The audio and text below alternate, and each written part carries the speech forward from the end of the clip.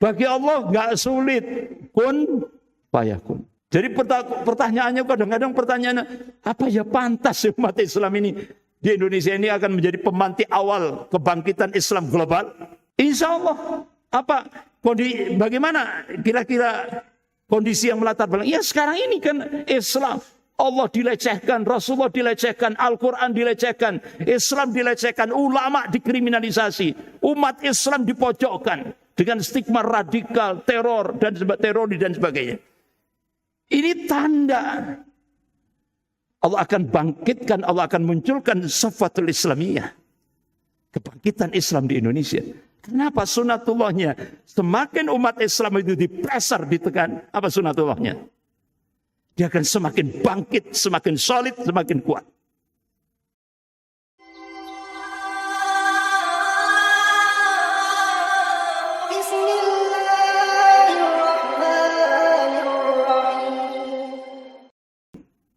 Kita umat Islam tidak akan dikalahkan oleh musuh-musuh kita.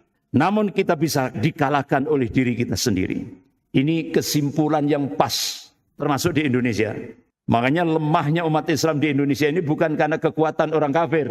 Jadi lemahnya umat Islam di Indonesia ini karena banyaknya orang-orang munafik. Nah, itu.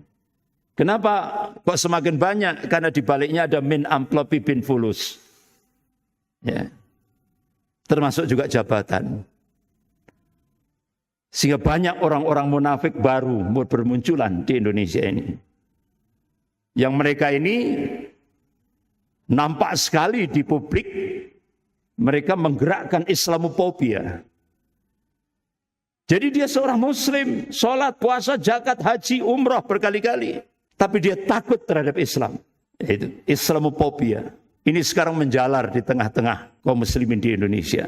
Orang Islam takut dengan Islam.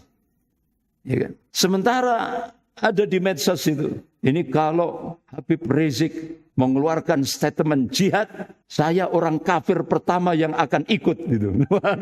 Kaget saya. Ya, jadi ada di medsos itu orang kafir itu. Pemuda kafir.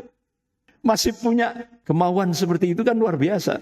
Jadi kalau Habib Rizik mengumandangkan jihad, dia orang kafir pertama yang akan ikut berjihad.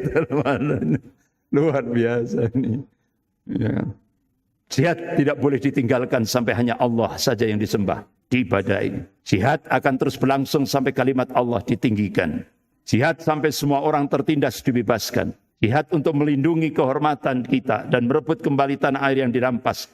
Jihad adalah jalan untuk mencapai kejayaan yang abadi. Jihad hanya dengan silah, senjata. Tidak dengan negosiasi. Tidak dengan perundingan damai. Tidak dengan dialog. Mati itu jauh sekali. Karena itu matilah di medan perang. Bapak-bapak, ibu-ibu, ikhwani wa akhwatillah rahimakumullah. Allah Subhanahu wa taala sudah memberikan satu penegasan. Ya, berkenaan tentang bagaimana peperangan antara kaum muslimin Mujahidin Taliban dengan dua negara adidaya, Uni Soviet dan Amerika. Ini sebenarnya sudah masuk nas, sudah dipatenkan oleh Allah Subhanahu wa taala. Dalam surah Al-Fath ayat 22 sampai 23. A'udzubillahi minasyaitonir rajim. Walau qatalakum alladziina kafaru lawallaw adbara. Tsumma la yaziduna waliyyan wala nasira. Sunnatullahi allati qad khalat min qabl. Walan tajida li sunnatihi tabdila. Jadi sekiranya orang-orang kafir itu memerangi kaum muslimin, kata Allah, pasti mereka akan berbalik melarikan diri, kalah. Jadi Allah sudah menegaskan 1443 tahun yang lalu lewat Rasulnya. Kalau orang-orang kafir itu memerangi kaum muslimin, endingnya pasti kalah. Gitu. Ujung-ujungnya pasti orang-orang kafir itu kalah. Golongan mukmin pasti menang. Tidak akan mungkin golongan mukmin itu kalah. Pasti menang. Itu sudah jaminan dari Allah. Wa kana haqqan alaina nasrul mu'minin. Kewajiban kami, kata Allah, memenangkan golongan mukmin. Pasti, Pak. Ini harus kita yakini. Itu akidah itu. Keyakinan kita. Mereka tidak akan mendapatkan pelindung dan penolong. Sampai Allah tegaskan sunnatullahi allati qad khalat min qabl. Walan tajida sunnahi tabdila. Jadi inilah hukum Allah, sunnatullah. yang berlaku sejak dulu. Dan kalian tidak akan pernah menemukan perubahan akan sunnatullah. Ini penekanan Allah Subhanahu wa taala, penegasan Allah Subhanahu wa taala. Jadi golongan mukmin itu pasti menang, Pak, ujung-ujungnya. Makanya jangan pesimis.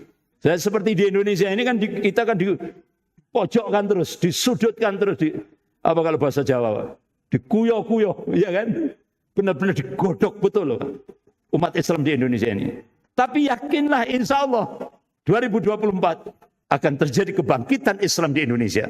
Dan itu yang diprediksi oleh ulama-ulama Timur Tengah, yaitu Syekh Dr. Abu Bakar Al-Awawidah, Wakil Sekjen Rabita Ulama Palestina. Insya Allah 2024. Makanya akhirnya KPU bingung, Pak, kedodoran itu. Hanya diundurkan sampai 2027. Karena apa? 2024 diprediksi umat Islam di Indonesia akan bangkit. Sehingga akhirnya ditunda.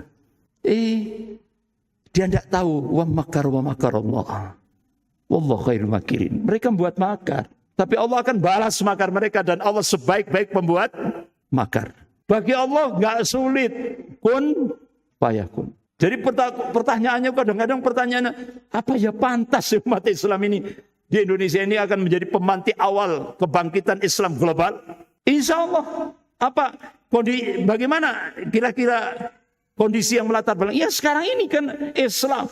Allah dilecehkan, Rasulullah dilecehkan, Al-Quran dilecehkan, Islam dilecehkan, ulama dikriminalisasi, umat Islam dipojokkan dengan stigma radikal, teroris dan sebagainya.